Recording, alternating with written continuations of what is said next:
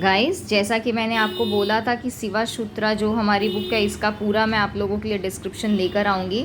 सो मैंने इसका एक ऑडिबल जो है वो आपके लिए ट्राई किया है। तो सबसे पहले हम यहाँ देखते हैं, to the brave Kashmiri pandits who preserve this ancient text for the benefit of all mankind. Okay, आगे देखें। अब हमारा इंट्रोडक्शन पार्ट है। The Shiva sutras are aphorism which, as per the legend, were revealed by Lord Shiva to the sage Vasugupta in the 8th century AD. There are three versions of how this came about. The first version says that Lord Shiva appeared to Vasugupta in a dream and revealed the Shiva Sutras to him. Another version says that an enlightened person revealed the sutras to Vasugupta. The third and most popular version is that Lord Shiva appeared to Vasugupta in a dream and instructed him to go to a particular stone piece. He was told that there was an esoteric teaching under the stone and he was to study it and reveal it to those who were fit for grace. Vasugupta did as he was told the next morning, and on touching the stone turned over, and on its face were inscribed the Shiva Sutras. After Vasugupta studied the sutras, the stone turned back over. The stone still exists. It is called Shankarpal and it is located in a stream in Dachigam National Park, which is situated outside Srinagar. It is lying face down, so we do not know if anything is still written on it. Some scholars believe that the Shiva Sutras re-established the philosophy of Kashmir Saivism in the region of Kashmir at the end of the 8th century or beginning of the 9th century AD. Kashmir Saivism was originally known as the Trika system. It is a form of yoga and tantra that is non-dualistic. Non-dualism teaches that there are not two, there is only one. The individual is not separate from God. We are all a part of one supreme being who in this philosophy is usually called Param Shiva, Supreme Shiva. Sometimes it is only Shiva. Other words are also used to describe ultimate reality. If we are all one, then what we are seeing in this world is not real. We appear to be separate from other beings and from other objects. We also believe that we are separate from God. This is what most religions teach. Religions tend to be dualistic. They teach separation from one another and separation from God. At the end of our life, we are judged by God and we are sent to heaven and hell depending on how good or bad we have been. In non-dualism, at the end of our life, we all go back to God because there is nowhere else to go.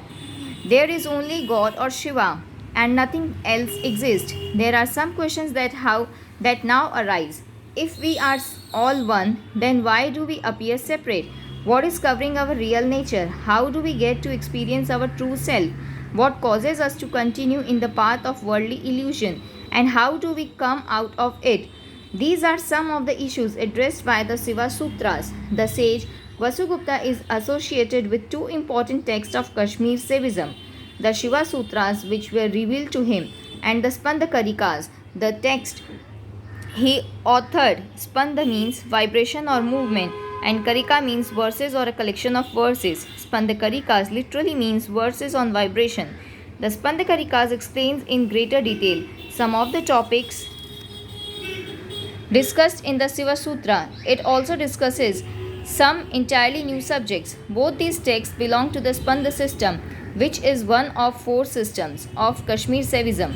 The other systems are the Kula system, the Krama system, and the Pratyabhijna system. There are other two important texts found in this system, the Vigyan Bhairav Tantra and the Paratrikshika. The Vigyan Bhairav Tantra contains 112 meditations for self-realization and is probably the most important text of this system. The Paratrishika teaches a seed mantra that can liberate a human being in a single day. However, the Paratrishika is cryptic and does not clearly explain how the mantra is to be practiced. All these texts are remarkably small, but they contain an incredible wealth of information. The Shiva Sutra contains 77 sutras. The Spandakarika consists of 52 verses. The Vigyan Bhairav Tantra has 164 verses and the Paratrikshika has just 37 verses. All the four texts complement each other and form an important part of the tradition of yoga and tantra. The word sutra literally means thread. Sometimes it is translated as truth or directions. It is meant to convey a sense of essence, that it is the essence of some truth or some subject. It is like a formula that has to be expanded on. Sutras, unlike verses, are not complete sentences. Usually, it is just a phrase. Sometimes, it may only be two or three words. This creates a problem for the translator. One has to fill in the blanks by adding two or three words in order to complete a short sentence. For a few sutras, alternative meanings are possible depending on what words one adds to it. This can result in a variety of translations for a sutra. For some sutras, I have given some of the alternative possibilities where these are important. The Shiva Sutras is considered to be a little cryptic by some scholars. Actually, its message is fairly simple. Once one understands the first few sutras, the rest of the text is fairly easy to follow.